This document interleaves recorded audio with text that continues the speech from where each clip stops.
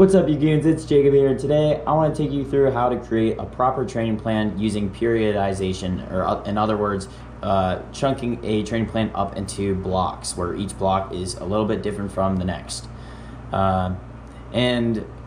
The reason I'm doing this is because creating a training plan can be very difficult for a variety of reasons. You may be new to running and are unsure as to how to properly prepare for a race. You may be coming out of high school looking to further compete in college, like me, who went to a club at Pitt, but lack the ability to coach yourself, and this was definitely me as I started out. Alternatively, you may be an experienced runner just looking to take your training to another level with a better, more structured training plan. If any of these three things apply to you, you're going to want to stick around. This is going to be a good video for you guys, as well as others out there too. Honestly, there are many factors that can't prevent you from creating a proper training plan, but if you stick around for this video and watch to the end, I can guarantee that you'll come out of this knowing so much more about how to create a training plan that's properly structured and tailored towards you specifically. Having said that, guys, let's get into the bulk of the video here. First thing I'll say is that when creating a training plan, it's very important to first determine the date of your peak race or most important race. This way you can design your training plan around that race specifically, allowing you to peak at that time. For example, when I registered for the Glass City Marathon, I first determined that it was on April 25th, 2021, sorry. Then I looked at the date of my race and traced back 16 weeks, which was the length of my training plan. When I traced all the way back 16 weeks, I was able to acquire the starting date of my training plan, which allowed me to then structure my plan going forward. So once you have done this and you've traced back from the date of your peak race for the desired length of your training plan, which generally 16 weeks is a good length. For the purpose of this video, we're going to assume you're doing a 16-week training plan. After you've done this, you can begin creating the training plan and structuring it. As for structuring a training plan, I like to use 4 total phases.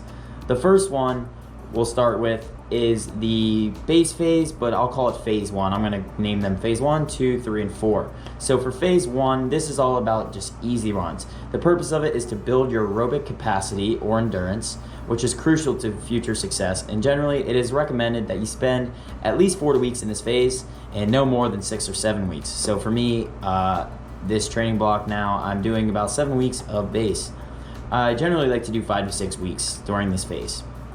The only thing you should be doing in this phase is easy runs as well as some light sprint work. More specifically, I advise that you spend the first 2 weeks only doing easy runs. Then in the third week, introduce striders to 2 to 3 of your runs weekly and continue this through the rest of the first phase. Striders are essentially just short accelerations where you let your stride lengthen as you progress. And you can start with 4 to 5 100-meter striders, but definitely work your way up to 6 to 8 as recommended by coaches. These should be done after your easy runs, and once you've done striders for a week or 2, you can add in some hill repeats into the mix as well. Don't overdo these though, just run these at a pace that feels comfortably hard and keep the effort sustained. An example of an easy run with hill repeats is 6 miles easy followed by 6 by 30-second hill repeats. When starting these, keep the length of the repeats reasonably low, but definitely shoot for a minimum of 5. Notably, you should continue to finish 1 or 2 of your easy runs with striders during these weeks when you're doing the hill repeats as well, but keep these separate from your hill repeat days. Over time, you can work your way up to 60-second hill repeats. So on the screen here, I'll just put up an example week of what a week 4 or 5 would look like for me in phase 1 of training. After 5 to 7 weeks of this base building phase 1, you can move on to some more intensive speed work in phase 2. Now, the purpose of phase 2 is to improve your running efficiency and speed. In other words, this is where you'll get that turnover going and generate some more power through your strides.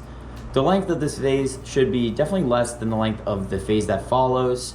So for the purpose of this assumed 16-week training plan, we'll say you should probably spend about 3 to 4 weeks here. In terms of workouts, you can introduce speed work in the form of 200-meter repeats all the way up to 800 meters. But I wouldn't reach far beyond that unless you're doing half marathon or marathon training, in which case you can work your way up to 1200-meter to 1600-meter repeats if you so desire. You should do 2 workouts a week as well as a gradually increasing long run during this phase 2. And on the screen here, I'll put up an example of what a week 2 should look like, of what a week in phase 2 should look like with 2 speed workouts and a long run. Notably, if you're new to running, I would stray away from doing 2 workouts each week. I would probably do more like 1 workout a week as well as a long run on a Saturday or Sunday. But yeah, there's the example workout on the side here, so you can look at that and take note of it, pause it, write it down, whatever you need to do. All right, guys, we're on to phase 3 here. So you're making your way into the training plan. You're pretty far in, or over halfway at this point, most likely. If you've done a 6-week phase 1 and you've done a 4-week phase 2, you're already 10 weeks in. In phase 3, the whole idea is to start doing workouts that are more tailored towards your peak race to better prepare yourself for that specific distance. So before this, you've only been doing easy runs, some striders, some hill repeats, and some pretty short repeats that might not necessarily be what you're trying to do on race day.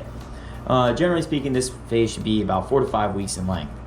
When it comes to workouts, you should keep your intensity at a similar pace as you did in phase 2, but increase distance and duration so that you're ready for that peak race. Because of this, you should start doing workouts that are significantly longer in length, especially if you're training for the 1600 meter and up. So repetitions in distances ranging from 1 kilometer to 2 miles are great, a range there. Lactate threshold workouts are another type of workout you should introduce in your training. And I actually talked about it in one of the videos, so I'll throw it up there or over here, whatever. But you should only introduce these once every other week. You don't really need to do more than 1 lactate threshold workout every other week. And these will help you just to build both your endurance and strength and help you to run faster on race day, no matter the distance of your race. It doesn't really matter. Tempo runs or threshold runs will always help you. So on the screen here, I'll throw up an example week of being in phase 3. It'll have 2 speed workouts, 600 meter repeats, and a tempo, as well as a long run. Yeah, I guess there's another example here that I'll show you guys too that you can look at. So just take note of those. One has a different type of workout in it. I think the next one's 1K repeats. All right, guys, you're on to the last phase. You've made it through this training plan. You've done so well to get to this point. You've put in a lot of work, and now it's time to relax and taper, take things easy, and get your body fully recovered so that you're fit, fresh, and healthy on race day. Phase 4 is where you will be doing your taper, as I said, and in other words, you should be recovering here. Professionals recommend that you do a 3-week taper, but there's a lot of people out there who get pretty antsy with a 3-week taper, in which case you can do 2 weeks and you'll be just fine. However, I would definitely suggest doing a 3-week taper, and on that 3rd week out, you can do some light speed workouts, and this next week you can do the same, but I would keep the last week before your race just all easy runs. You should definitely keep the intensity of your workouts during this phase at a similar level as in the last phase, but I would significantly drop your distance and duration of workouts. Thus, your workouts will be a lot shorter, but still pretty fast. And even so, I would say even faster in some cases. You can do stuff that's faster than your race pace just to make that race pace feel a little easier come race day. These light speed workouts will just help you to maintain the running efficiency that you've developed over the course of the training plan, including your leg turnover, which was improved upon in phases 2 and 3, as well as a little bit in phase 1 with your striders and hill repeats. On the left here, I'll show you guys an example week of phase 4 with 2 light speed workouts and a short long run. Notably, with these long runs, they should be pretty short at this point in phase 4 when you're tapering. 3 weeks out, you can still do a decent long run, but I wouldn't take it much over 12. And the weeks after that, I would not go over 10. There's just no reason to. It's not gonna really help you at that point.